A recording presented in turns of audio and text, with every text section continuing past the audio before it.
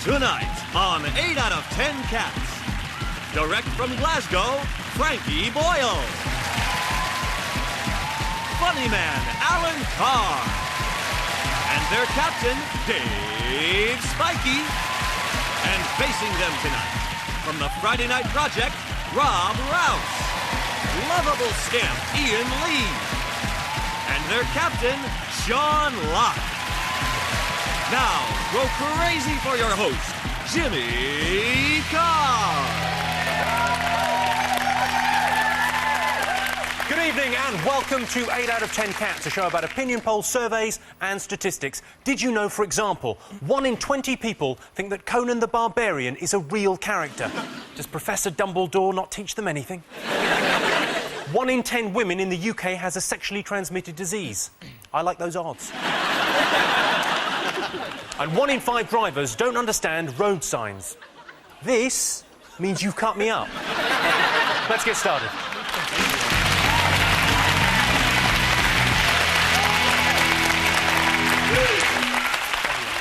We're kicking off with the What's the Poll round. I'm going to show you 5 people who are all popular answers on the same poll. All our panellists have to do is tell me, what's the poll? OK, here is your first clip. And I don't want to be emotional, but it's one of the greatest moments in my life. Hey. That was very much the high point of Nelson Mandela's career there, meeting the Spice Girls. What poll do you think Nelson Mandela might have appeared on? Is it people who still don't see the funny side of the show Porridge? Sadly, no. Is it people who've never appeared on Through the Keyhole? So, is it people who've inspired classic wrestling moves?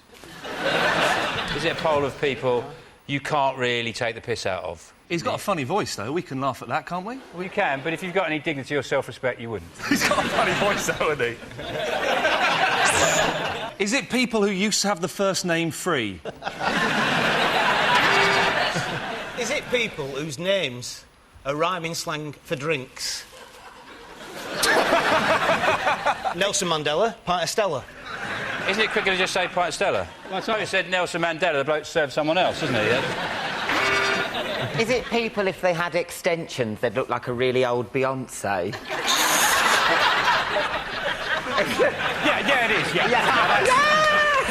One point. OK, let's have a look at the next person. Jesus loves us.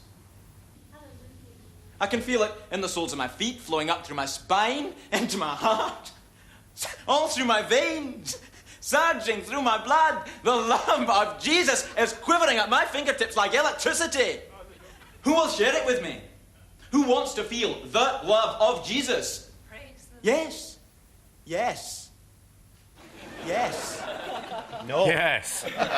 Hugh Grant there, playing a Scottish evangelist in A Very Peculiar Practice from 1986. So, Nelson Mandela and Hugh Grant, what have they got in common? What poll might they have appeared on? Is it a poll of people who've met Jerry Halliwell but had no idea who she was?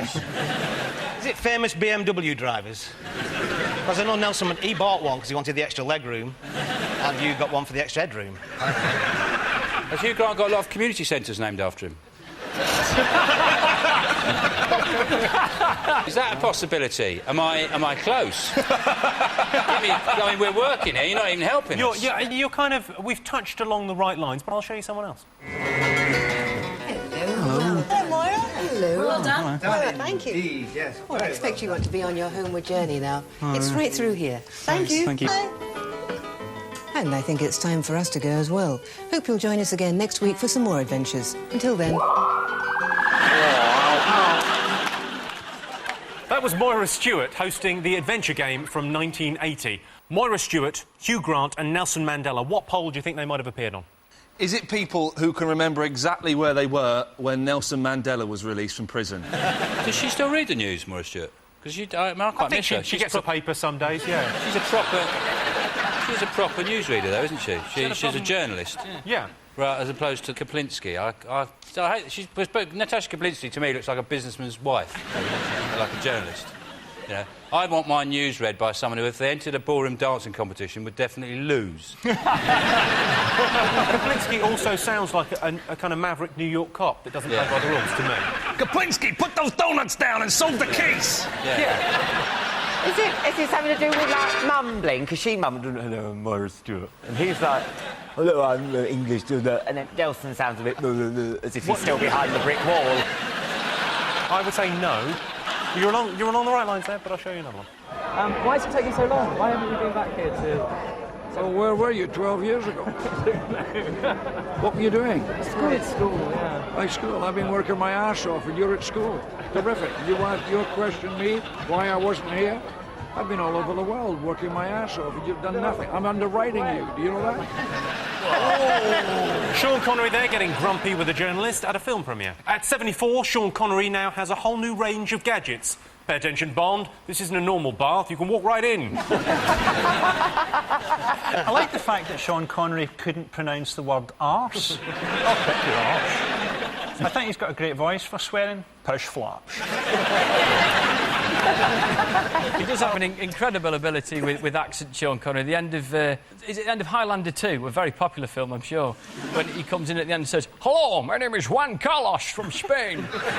No. Is it people who look like people out of Police Academy?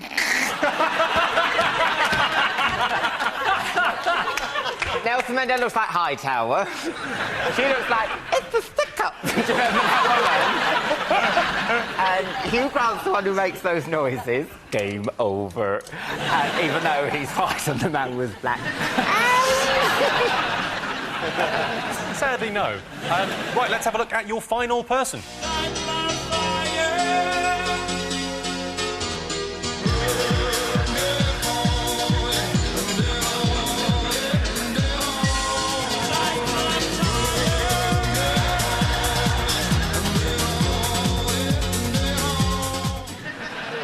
That's Ronan Keating there on Ireland's Late Late Show, presumably doing some sort of gay exchange ad.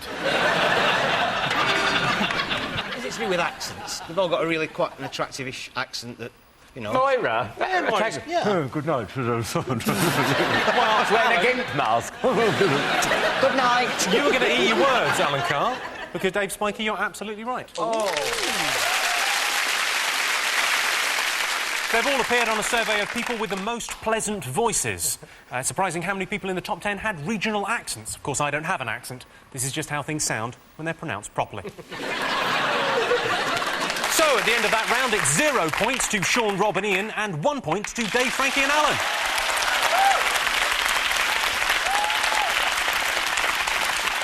The next round is called The Poll with a Hole. We've looked through hundreds of surveys, past and present, from around the world and unearthed some fascinating facts. Unfortunately, each statistic is missing one salient piece of information, so it's up to our panellists to fill in the gaps. Here's your first question. This is from an age concern study from January. 50% of the over 65s don't have a what? Is it that 50% of over 65s don't have a real hip? Is it 50% of over 65s don't have a clue why they went to the cupboard in the first place? Is it 50% of over 65s don't have a chance against a panther? Is it 50% of over 65s don't have a waist? As they get older, all men especially, the waist just get higher and higher, and the belt gets, the pants just get higher. 103, belt there, zip there. Hello, I'm 103. And the only people I know, old people, they have trays over the bath. So they can organise the loofah and the soap, and it's all there, and then they need an emergency. There it is. People still use loofahs. That's great, isn't it? That's an over 65 thing, a loofah, isn't it? No, it's not. It cleans your back. I know, they're great. It's a young man's thing, I would have thought, the loofah, surely, isn't it? Oh, yeah, it's a young man's thing. Yeah. A lot of the kids watching will be thinking, yeah, loofahs, yeah. What is a loofah? What's a loofah? Do you want to know? That's a bloody funny I name. know, because the worst Christmas present I ever got was a grow-your-own loofah kit. Oh. That is quite bad, isn't it? Whereabouts do loofahs live in the wild, then? Underwater. No, they don't. They grow on trees. Is it like a sea cucumber when it's alive? No, it grows on land. It grows on land. It's a vegetable. And surely it's like a sponge and grows underwater, isn't it? No, that's what I thought. I disagree with you. Yeah, but you don't know fucking everything, do you? Well, I think there should be a gardener special on loofahs then, if that's the case. That's loofahs grow on trees. They're like a gourd. They're like a gourd. A good. What's a good? I can't believe I'm working with these botanical ignoramuses. I've never seen a loofah tree. If there were loofah trees... Of course you haven't seen... Well, because they don't exist, that's why. If there were loofah trees, we'd know about them. They sound brilliant. The reason you haven't seen one is because old people have taken them. Oh! I'd give you a clue. It's sort of about companionship. That a partner? Is it a best friend? Best friend is the right answer. Oh. This is from a survey featured in the Daily Mail, March 2005. 86% of bosses feel that what is a disadvantage in business? Is it 86% of bosses feel that speaking in riddles is a disadvantage in business? My first is in piano, but not in canoe. Would you like to invest in my shipping company, Jimmy? Yes, I would. It is in canoe, isn't it? It's like the look on your face when you went... Is it incontinence? I know. Is it giving your firm one of them stupid punny names?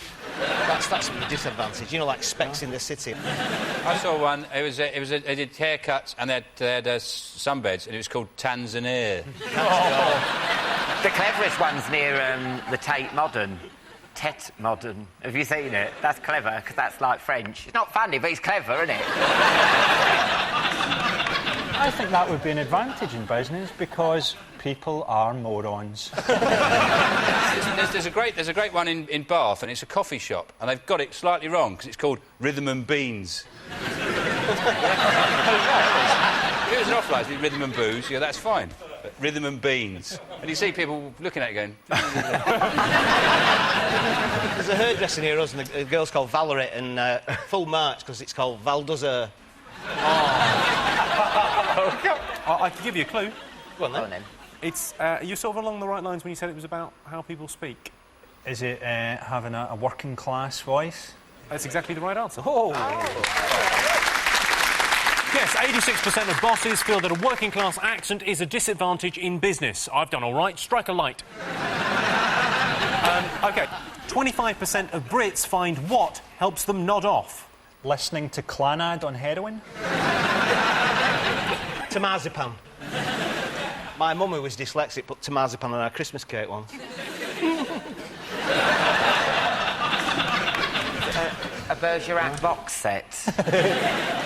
Is it listening to your partner tell you about their day at work?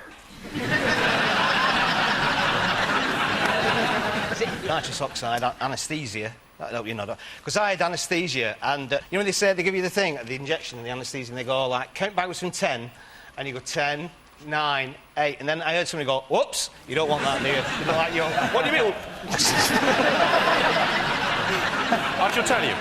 25% of Brits find that a bath helps them nod off. Oh. It is very dangerous to fall asleep in the bath. I keep myself awake by constantly making toast. So at the end of that round, it's 3 points for Sean's team and 5 points for Dave's team. Join me after the break when we'll be finding out what women's favourite sexual fantasy is.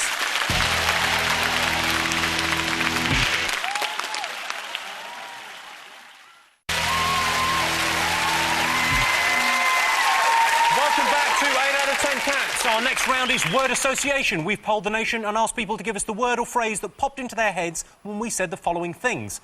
OK, everyone, here's your first clip. And here comes Alan Collier from Doncaster.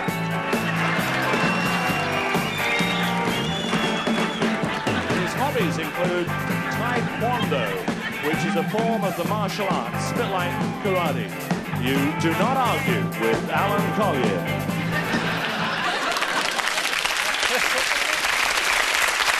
That was Alan Collier, winner of the 1980 Yorkshire Disco Dance Championships. What I'm looking for is the top 3 things the British public said when we said the 1980s. Can I just say, isn't television shit nowadays? If that was on every channel, 24 hours a day, I'd have square eyes. I'd like to have him in a snow shaker. just constantly dancing like that. What must his life have been like in Yorkshire? The locals must have constantly been laying siege to his house like the end of Frankenstein or something. Kill the disco dancer. He's just great, isn't he, Alan Collier? Can we watch it again? That's all right. Have another look. And here comes Alan Collier from Doncaster. You do not argue with Alan Collier. Not only do you not argue with Alan Collier, you don't talk to him. Had he just come from the pits when he dressed like that? Do you reckon he talked like that? And he was like, fucking hell, zip. Is this why they started closing down the mines? Because this is what they were getting up to. Top 3 answers that the public most associated with the 1980s. Orgies. Thatcher. Yes, it is. Second most commonly associated phrase with the word or phrase with the 1980s. Aha! Do you mean the band, or have you just thought of something brilliant? The band. Or, as they're known in more curious countries, aha! I can't decide if it's Fame the Musical or the Iranian embassy siege. You were quite close with Fame. Leroy. Leg warmers. Leg warmers. Yes, it was. Wow. You've still got to get the most commonly associated word with the 1980s. The mullet. The mullets were big, weren't they? I am going to give you that. Yes, the phrase most associated with the 1980s was bad hair. OK, here's your next one.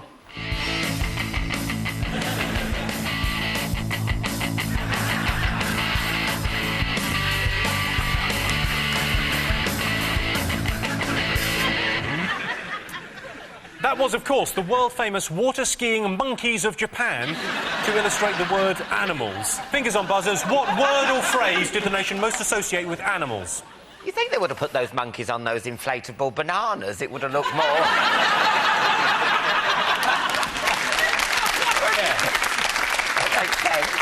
I think this is the new Neverland.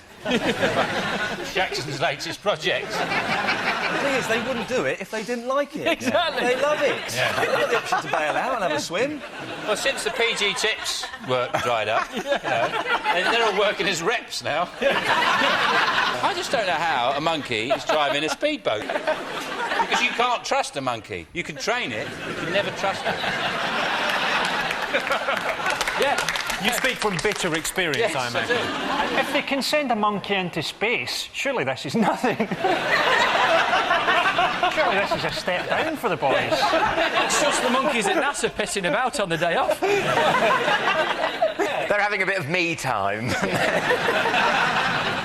When we said animals, what do you think popped into the British public's minds? Shagging. When I was a kid, dogs on our street, you couldn't go out in the street. They were just doing it, weren't they? Just pushing each other up and down the street. My mum told me they were dancing. That story is both quaint and disgusting. It is. And very unsettling, because the first school disco I went to, I got expelled. Is it super furry? The number one answer was fur. OK, what other word would you associate with animals? Shit. You're absolutely right. That never happened on Family Fortunes, did it? What other word would you associate with animals? What are they? They're lovely. Adorable. Adorable is along the right line. Lovable. Friendly. Cute. Cuddly. Cute. Who said cute? You were right. So at the end of that round, I can tell you that Sean's team have 6 points and Dave's team have 11 points. And the winner is the name of our final round. I'm going to give the teams a series of opinion polls, and it's up to them to buzz in and tell me who or what they think came top. Here is your first one. This is taken from a survey featured in The Independent, November 2004. The most annoying thing about a work colleague. They're always going on about their fucking Blackberries. Who cares? It's just a little bit of plastic that does emails. I'm not bothered about it. Yeah, well, the thing is, I get my emails anywhere I go, so it's... Is it sometimes that you do a panel show and the person in the middle refuses to wear trousers? It's not really like show like that's abuse. You used to work in a call centre, didn't you, Alan? Bartley card lost and stolen. He's not lost, has he? Still got it. Was there no annoying habits there? Yes, they had this one day we had to come in as a sports theme and no one could be bothered, and we're going, who's going to fall for this shit? Just as our supervisor came round dressed as a jockey. And then if you get 2 swear words said to you throughout the call, you have every right, legally, to terminate the call. That's why I used to egg them on. Can you speak up, you fat bitch? OK, most annoying thing about a work colleague? Or when they bring a baby in, when they just had a baby. And they bring a baby, I've got a baby. So what? I'm trying to work. I don't want to look at a baby. It's horrible. It's ugly. Oh, no, we're going to have a look. Touch my baby. They don't say that, actually. There's always someone as well at work who comes in when they've got a day off. You know what I mean? Just to show what they look like in their jeans. Most annoying thing about a work colleague, it's hygiene-related. BO, body odour. Correct. Yes, the most annoying thing about a work colleague is body odour. I imagine it's particularly bad if you work in a sweatshop. OK, this is from a survey featured in The Times, July 2004. Greatest British Olympian. Is it that one with the tash? Fatima Whitbread. Is it Jeff Capes, the world's strongest man, and officially he still is, but he's so strong he's not allowed to enter anymore? You know the thing about Jeff Capes, really interesting thing about him, is he keeps budgies. And you just imagine all that strength, and he just... but he can pick up a little budgie. And then go... He's had a checkered history, though, to be fair, Jeff. He used to work at the Yellow Pages factory, but he got sacked for destroying stock. Why do they put that world's strongest man thing on at Christmas? Fucking brilliant. Well, it is, isn't it? It's a load of shit, and it a man pulling a mobile home, and from there to there. Why do they have it on? A man lifting big round stone balls, and they get heavier, and he's got to put them up on a higher thing each time. That, to me, is genius. No, they're not strong, they're just fat. Aren't they? They're just obese, and they should be the world's fattest That's what they should say. This is Stephen Redgrave. Steve Redgrave is number 2. Is it Sebastian Coe? Yes, it is. Oh, Sebastian Coe. Well done. This one's from a YouGov survey from April this year. Top female sexual fantasy. Iain Lee. Is it? Yeah. Well done, mate. Apparently so. To be told they've got lovely boobs by a stranger. I don't know, a builder or something. They love it, don't they? Is it, like, just something very simple, like maybe a phone call 3 days later? Is it wearing a gimp mask and being pulled around on a chain like a dog? I mean, women aren't my strong point. Top female sexual fantasy. It's something romantic, It's something isn't it? kind of nice. Is it like roses? I'm going to tell you, the top female sexual fantasy is sex with a regular partner. Well, ladies, I'm regular. Eat a lot of bran. Well, that sound tells me that it's the end of the round and the end of the show, which means the final score points. But Dave is the winner with 13 points. Thank you to all our panellists, our wonderful studio audience, and all of you for watching at home. That's it from us. Good night. If you think you could be funny like Jimmy Carr and the Cats, consider a career in comedy via channel4.com/ideasfactory. Next on 4, will Max be smiling when he faces the Big Brother crowd? Eviction fever coming up.